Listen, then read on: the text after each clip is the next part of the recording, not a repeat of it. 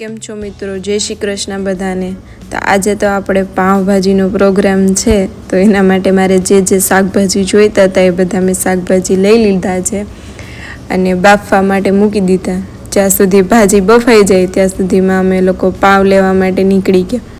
જોઈ લો, અહીંયા શાકભાજી કટિંગનું કામ ચાલે છે. કોઈ તો રીલ્સ જોવે છે ને ગેમ રમે છે ને.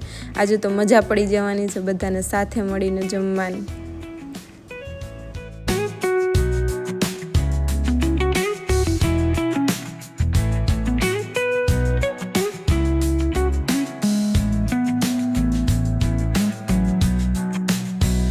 અમે લોકો પહોંચી ગયા છે અતુલ બેકરીએ.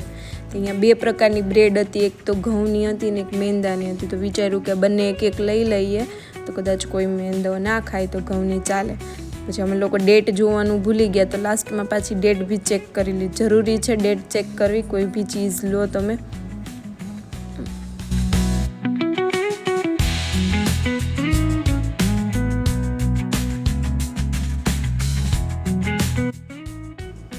ભાજી સરસ બફાઈ ગઈ છે, તો હવે આપણે લસણ, ડુંગળી અને કાંદાની ગ્રેવી કરી નાખીએ.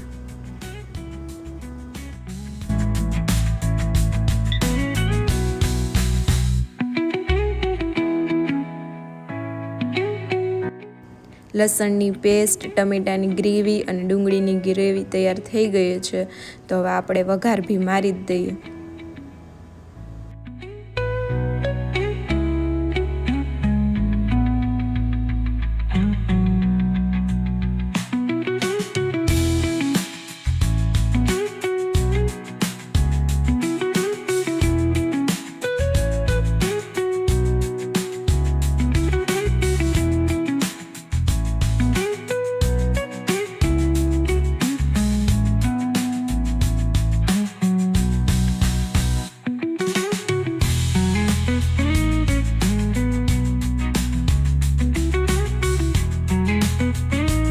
એકદમ ટેસ્ટી ભાજી તૈયાર થઈ ગઈ છે.